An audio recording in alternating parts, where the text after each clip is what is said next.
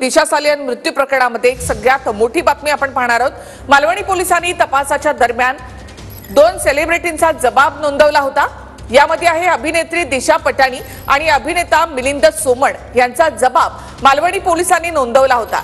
दिशा काम करत असलेल्या कॉर्नरस्टोन कंपनीशी वेगवेगळ्या जाहिरातींसाठी अभिनेत्री दिशा पटाणी आणि मिलिंद सोमण यांनी करार केला होता। या 2 सेलिब्रिटींशी संवाद साधण्याची जबाबदारी दिशा सालियन हिच्यावर होती। त्यामुळे मुंबई पोलिसांनी दोघांचाही जबाब नोंदवला होता।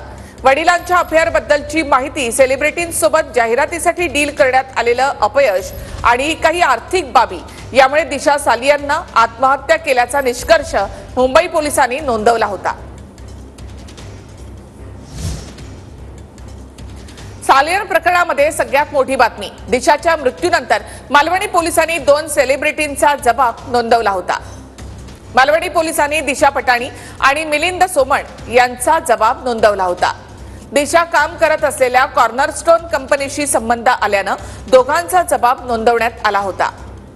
दिशा पटाणी मिलिंद सोमण यांनी कॉर्नरस्टोन कंपनीशी 2 जाहिरातींसाठी करार केला होता।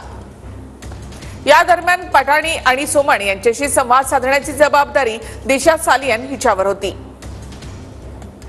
करारामध्ये नमूद नसलेल्या गोष्टी करण्यास दिशा पटाणी हिनं नकार दिल्यामुळे सालियन टेन्शनमध्ये होती। मिलिंद सोमण यांनी ट्विट केलेलं होतं आणि त्यावर कंपनीनं आक्षेप घेतला होता। करार संपुष्टात आल्यामुळे मी ट्विट डिलीट करणार अशी भूमिका मिलिंद सोमण यांनी घेतली होती। कॉर्नरस्टोन कंपनीशी संबंधित 2 बाबींमुळे दिशा तणावात होती। दिशा कोणत्या कारणांमुळे तणावात होती हे पोलिसांनी क्लोजर रिपोर्टमध्ये नमूद केलं होतं। वडिलांचं अफेअर, कंपनीचे डील करण्यातलं अपयश, काही आर्थिक बाबी यामुळे दिशा तणावामध्ये होती। दिशाच्या क्लोजर रिपोर्टमध्ये मुंबई पोलिसांनी याचा स्पष्ट उल्लेख केला होता। अधिक माहितीसाठी थेट आपण जाऊयात आमचे प्रतिनिधी कृष्णा सुनारवाडकर यांच्याकडे। कृष्णा, या संदर्भात अधिक काय माहिती?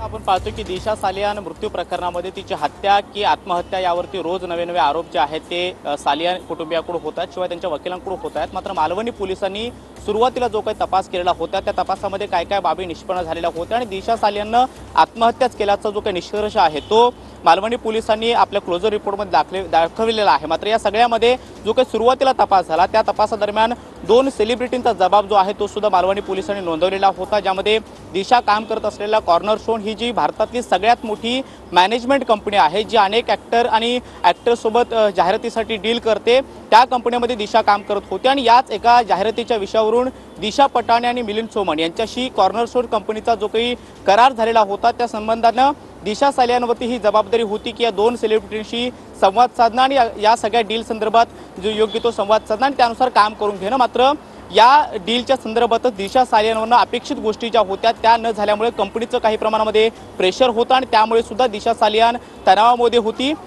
दिशा पटाणीसोबत जो काही एक जाहिरातीचा करार झालेला होता त्या जाहिरातीच्या अनुषंगानं करारनाम्यामध्ये जी काही गोष्ट नमूद नव्हती ती करण्यास भाग पडत असल्यामुळे दिशा पटाणीनं त्या विरोधाची भूमिका घेतलेली होती आणि त्यामुळे सुद्धा दिशा सालियनवरती काही प्रमाणामध्ये तणाव जो होता, कंपनीकडून प्रेशर होतं। तर मिलिंद सोमण यांनी एक मोबाईल कंपनीची जाहिरात केलेली होती आणि हा मोबाईल कंपनीचा जो काही करार आहे तो संपुष्टात आल्यानंतर ban China products in India अशा पद्धतीचं ट्विट त्यांनी केलेलं होतं। मात्र ही मोबाईल कंपनी चायना असल्यामुळे त्यांनी सुद्धा हे ट्विट डिलीट करण्यासाठी मिलिंद सोमण यांच्यावरती प्रेशर करण्यासाठी कंपनीला भाग पाडलेलं होतं। मात्र हे दोन्ही सेलिब्रिटी जे आहेत त्यांच्याशी संवाद साधा असताना जे काही प्रेशर किंवा अपयश दिशा सालियनवरती होतं त्याचं देखील टेन्शन घेऊन ती जगत होती। शिवाय वडिलांच्या अफेअरबद्दलची चर्चा, त्यांना सतत द्यावे लागणारे पैसे आणि आर्थिक विवंचना अशी अनेक कारणं जी आहेत ती मुंबई पोलिसांच्या तपासादरम्यान स्पष्ट झालेली होती आणि या सगळ्या बाबीमुळे ती टेन्शनमध्ये असल्याचं ती मित्रमैत्रिणीला सांगत होती आणि म्हणूनच तिने आत्महत्या केल्याचं आपल्या क्लोजर रिपोर्टमध्ये मुंबई पोलिसांनी म्हटलेलं आहे। मात्र आता या सगळ्या प्रकरणामध्ये